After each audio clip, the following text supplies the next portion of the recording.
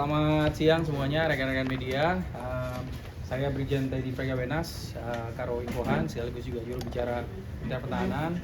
Baru saja tadi kita menyaksikan ada kunjungan dari Menteri Pertahanan Jepang, bagian dari agenda kerjasama Indonesia dengan Jepang dalam rangka penguatan kerjasama pertahanan. Tadi memang dilanjutkan dengan peletakan karangan bunga dan ada pertemuan bilateral antara delegasi Indonesia dengan Jepang, dan ada beberapa bahan yang didiskusikan antara delegasi Indonesia dengan Jepang, tentunya terkait dengan penguatan kerjasama itu sendiri dan potensi-potensi ke depan yang bisa dijajaki baik dari Indonesia maupun Jepang, karena hingga saat ini sudah banyak capaian-capaian yang ditunjukkan di lapangan.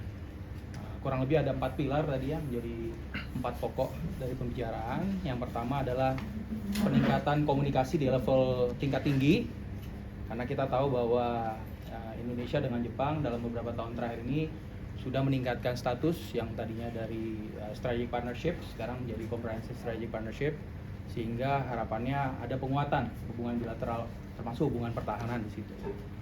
Kita juga tahu bahwa dalam beberapa tahun terakhir ada pertemuan 2+2 atau 2+2, kemudian juga ada beberapa kegiatan lanjutan di level high level delegation yang memang diproposikan untuk bisa ditingkatkan. Kemudian juga yang kedua terkait kerjasama di level satuan.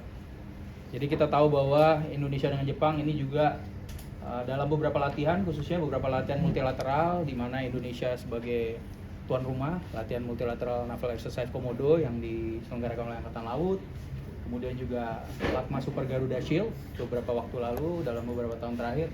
Ini Jepang juga berpartisipasi, menunjukkan keinginan untuk bekerja sama dengan Indonesia dalam interoperabilitas, kemudian juga penguatan kerjasama pertahanan.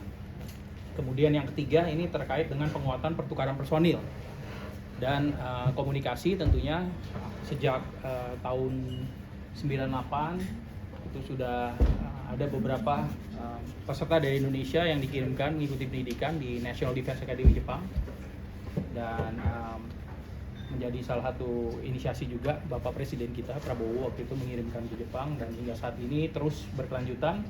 Kan ada komitmen untuk terus ditingkatkan dan ada rencana penambahan alokasi untuk siswa dari Indonesia. Tentunya juga pertukaran perwira ini juga ditingkatkan, ada beberapa program pendidikan.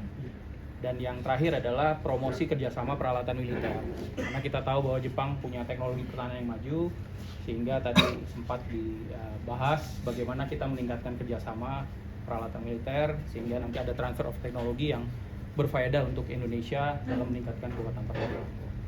Itu kurang lebih 4 pokok yang tadi didiskusikan dalam pertemuan bilateral antara delegasi Indonesia dengan Jepang.